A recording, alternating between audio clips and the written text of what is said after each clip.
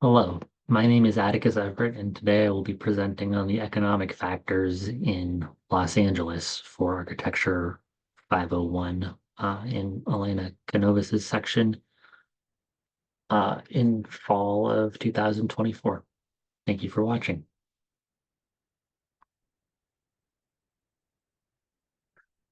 So starting off with just a timeline, economic timeline of Los Angeles, the economy there really started to expand from a Western perspective in the late 1800s when the Southern Pacific Railway Company connected Los Angeles to San Francisco in the Transcontinental Railroad. Um, the economy continued to expand throughout the 20th century, especially booming during the World War eras when it became a huge center of production for military equipment, which continued even on into the early 90s during the Cold War period, after which there was a kind of a downturn in production and a shift towards the service sector of the economy. A critical part of Los Angeles' history is the organized labor that has taken place over the course, the labor organization that has taken place over the course of its history, from garment workers and especially hospitality workers in recent years. You can see in this chart that California has pretty much, over the last decade and for a really long time, has had a very high proportion of organized labor compared to the rest of the country. And that labor organization has kind of dovetailed into civil rights organization as well.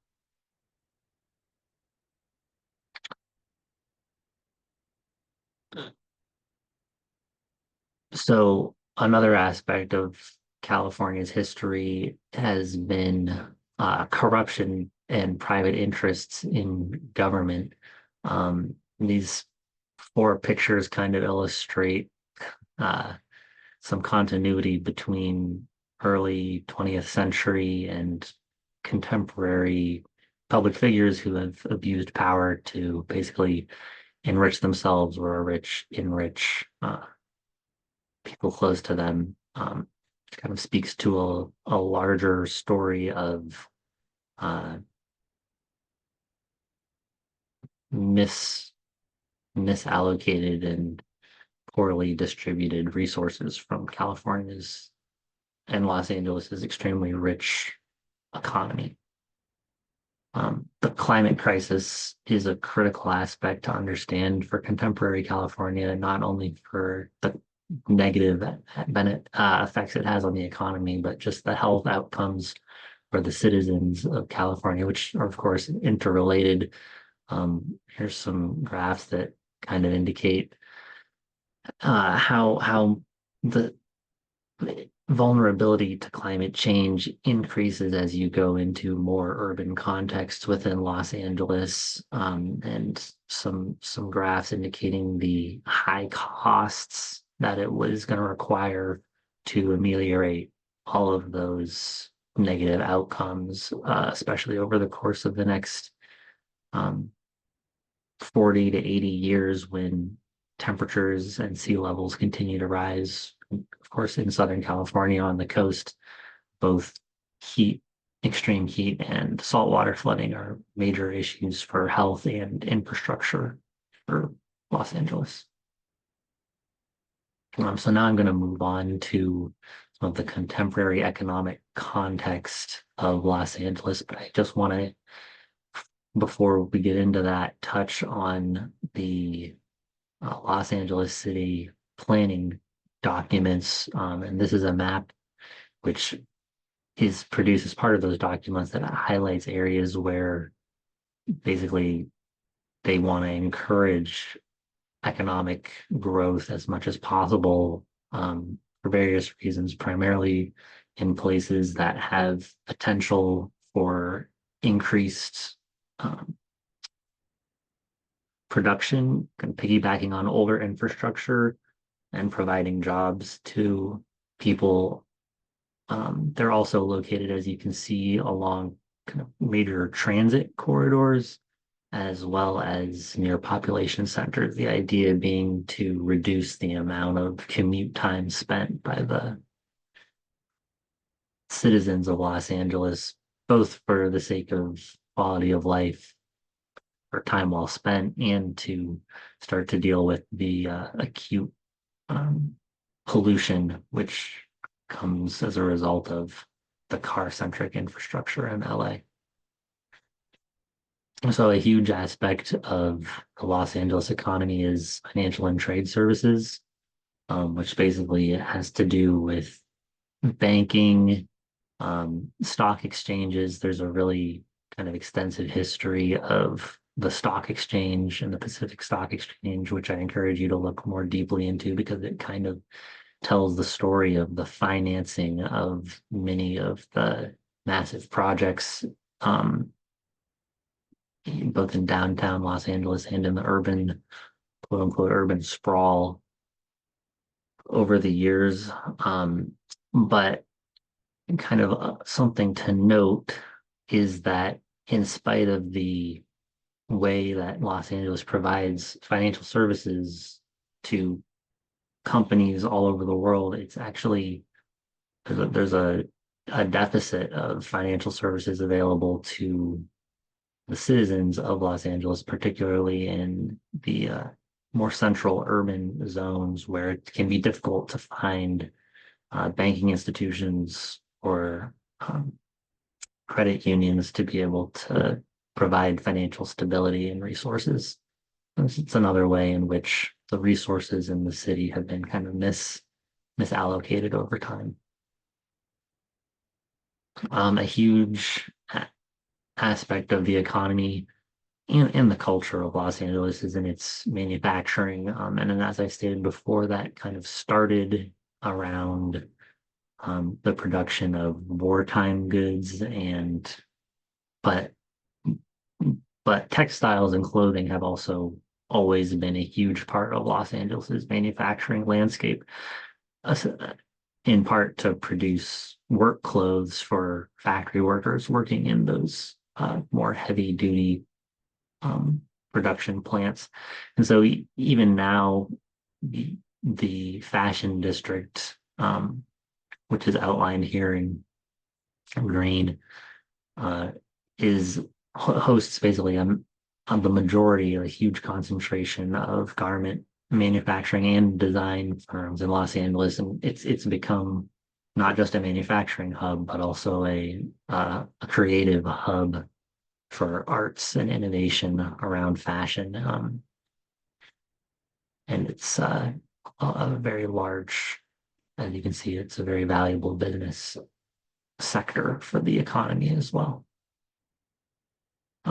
Another aspect of the economy in LA is shipping and handling, and that has to do with cargo coming in through the airports and seaports in Los Angeles.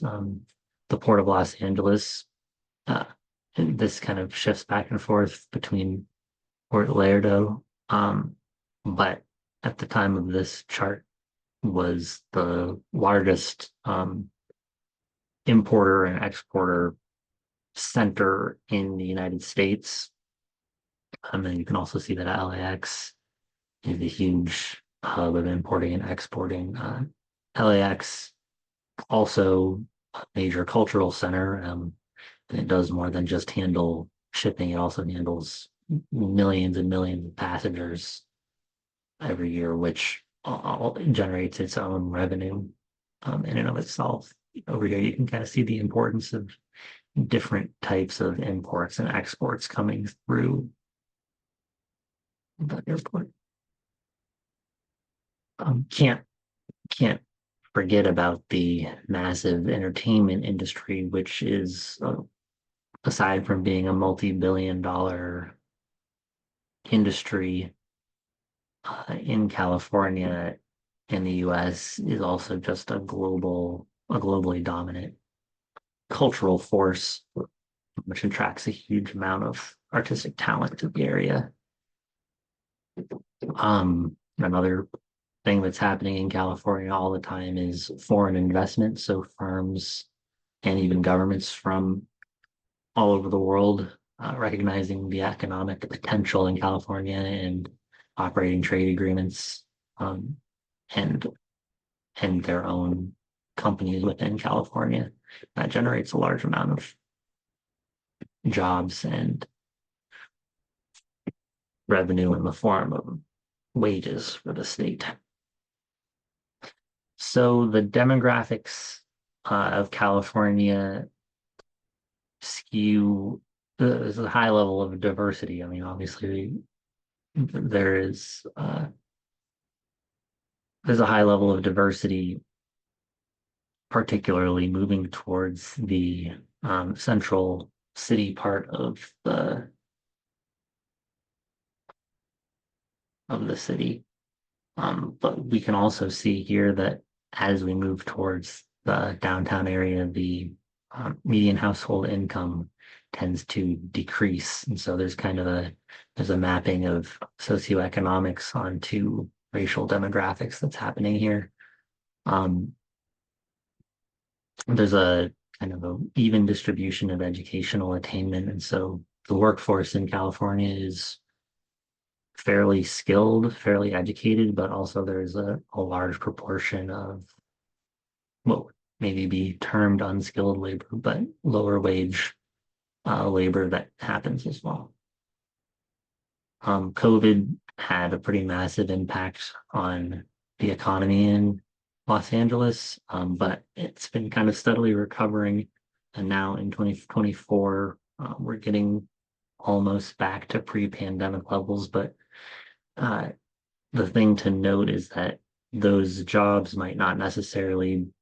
gains may not be necessarily in the same quality of job. And also important to note is that those job losses had a far outsized impact on Hispanic and other historically marginalized communities within the city.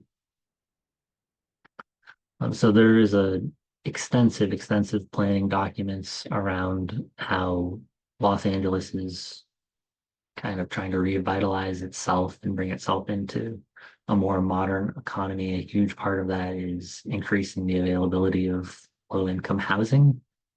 Um, and those plans are extremely informative in terms of kind of figuring out the best ways to bring the outcomes of increased financial stability and into reality. Part of those plans have to do with transit and generating a more robust and meaningful transit network. As I stated before, California is overly dependent on cars for transportation, which causes a huge amount of pollution. And so there's currently plans being executed to beef up the public transportation system. You can see kind of a projected map for the 2028 Olympics time frame to increase public transit accessibility. And then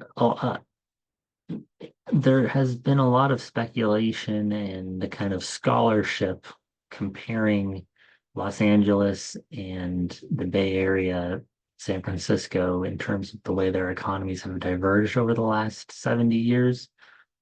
Because in the 1950s, they were much more similar economies in terms of scale.